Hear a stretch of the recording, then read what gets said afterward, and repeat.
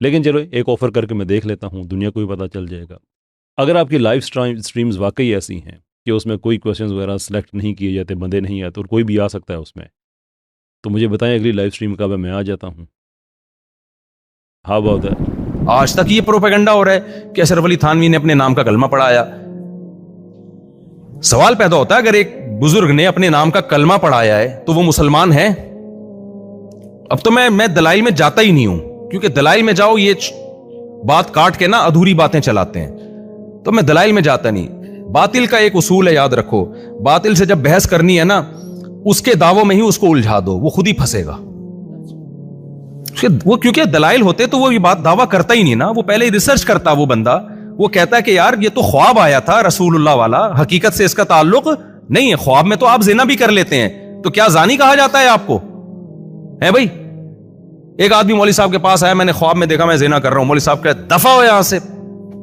وڑ یہاں سے، وہ تعبیریں بتائے گا، بولے گا بھائی زیادہ سے زیادہ یہ کہہ دے گا یار جوان آدمی ہے، شادی ہو نہیں رہی تو خوابوں میں ہو رہی ہے، یہی کہہ دے گا نا۔ کسی حکیم سے جا کوئی دھنیا پودینہ کھا جا کے، تو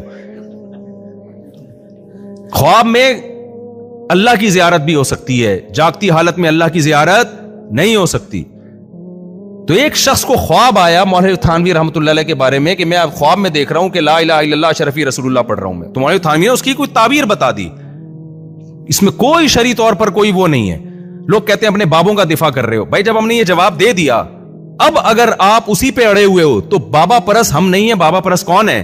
آپ ہو۔ ہم تو اپنے بابوں کا غلط دفاع نہیں کرتے۔ مولانا تھانوی نے لکھا کہ 15ویں شعبان کا روزہ سنت ہے، ہم تو نہیں مانتے سنت، ہم کہتے ہیں بھائی ان سے مسٹیک ہو گئی، وہ حدیث ضعیف ہے، حالانکہ صحیح حدیث سے وہ روزہ ثابت نہیں ہے۔ میں کہتا ہوں کہ اگر مولانا شریف تھانوی رحمۃ اللہ علیہ نے اپنے نام کا کلمہ واقعی میں پڑھا ہے جیسے کہ آپ الزام لگاتے ہو، پھر آپ ان کو کافر بولو،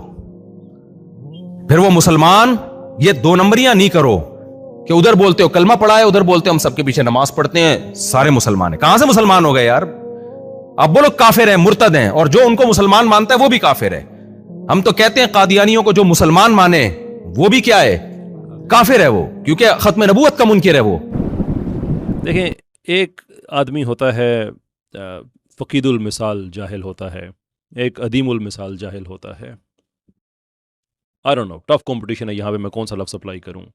کہ جس آدمی کو یہ بھی نہیں پتا اور وہ دھڑلے سے دوسروں کو بیوقوف کہہ رہا ہے، جس کو خود یہ نہیں پتا کہ جو ڈرونز بھیجے گئے تھے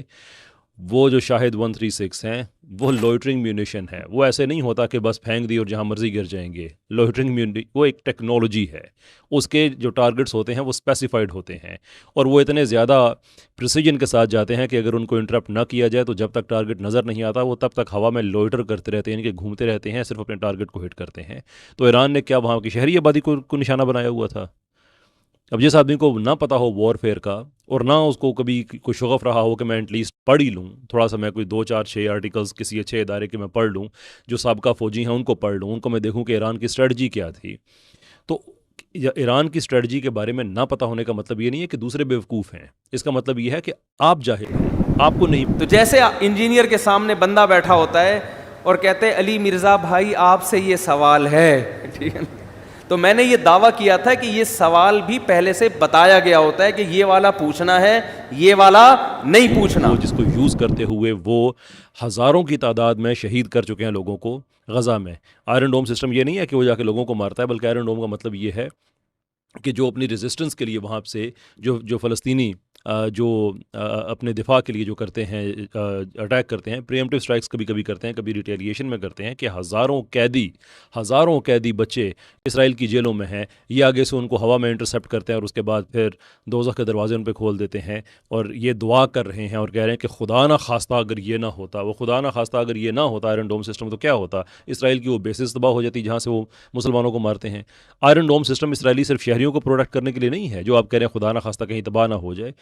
آئرن ڈوم سسٹم ان کے لانچ پیڈز کو بچانے کے لیے ہے، وہ لانچ پیڈز جس سے براہ راست وہ حملے کرتے ہیں فلسطین میں۔ 1.5-2 سال سے میں چیلنج کر رہا ہوں کہ بھائی کلپ بازی مت کرو، ایک دفعہ سامنے بیٹھ جاؤ، یہ سوال ہے اس کا جواب دو، یہ سوال ہے اس کا جواب دو، یہ سوال ہے اس کا جواب دو، کیونکہ آپ نے ان مسائل پہ چیلنج کیے بہت بڑے بڑے کہ کوئی بھی اس کا جواب نہیں دے سکتا، تو میں عرض کر رہا ہوں کہ میں الحمدللہ دے سکتا ہوں۔ اب انہوں نے اس میں بھی گڑبڑ کی ہے۔ گڑبڑ یہ کی ہے کہ چیلنج ایک تو قبول نہیں کر رہے تھے، قبول کرنے کے بعد محند المفند کے 3 عقیدے ویڈیو کیمرے میں لا کے کہہ دیا کہ میں بیٹھنے کے لیے تیار ہوں, یہ زہر کا پیالہ پی لیں گے, یہ عقائد پر بات نہیں کریں گے. ان عقائد پر بھی بات کریں گے انشاءاللہ, لیکن ہم سب سے پہلے آپ کے جو چیلنجز ہیں نا جو دنیا میں آپ کرتے رہے ہیں کہ کوئی قیامت تک اس حدیث کو ضعیف نہیں ثابت کر سکتا, کوئی قیامت تک اس کو ضعیف کو صحیح نہیں ثابت کر سکتا, کوئی اس کا جب وہ بہت ساری چیزیں ہمارے پورٹلے میں پڑی ہوئی ہیں, وہ سارا پٹارا کھلے گا. میں نے یہ بات کہی تھی کہ پھر الزام اگر سچا ہے تو پھر جو ایجنٹ بن کے گیا تھا اس پہ لعنت ہونی چاہیے, اور اگر الزام جھوٹا ہے تو پھر الزام لگانے والے پہ اللہ کی لعنت. یہ 2 ہی سمپل آپشن تھے. لیکن 1 مہینہ گزر گیا. انجینئر صاحب چاہیں تو اس کو بے شک چیلنج کو اوپن رکھیں, وہ ان کی اپنی مرضی ہے, لیکن میں اپنی طرف سے اپنے یہ جو الفاظ ہیں یہ میں وڈرا کرتا ہوں. اس پہ بھی ہوگی, اس سے ہم بھاگ نہیں رہے ہیں الحمدللہ, اس پہ بھی ہوگی بات, لیکن صرف اس پہ نہیں ہوگی. جب آپ ان چیلنجز کے جوابات دے دیں گے یہ مسئلہ ہی ختم ہو جائے گا. پھر میں بولوں گا بھائی آج سے جہلم ہی جا کے بیان سنا کے رہو, ہمارا بیان سننے کی ضرورت نہیں ہے.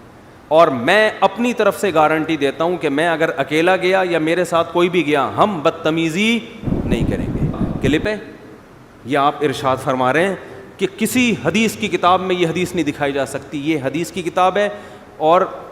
آپ ہی نے اس کو حدیث کی کتاب ارشاد فرمایا ہے,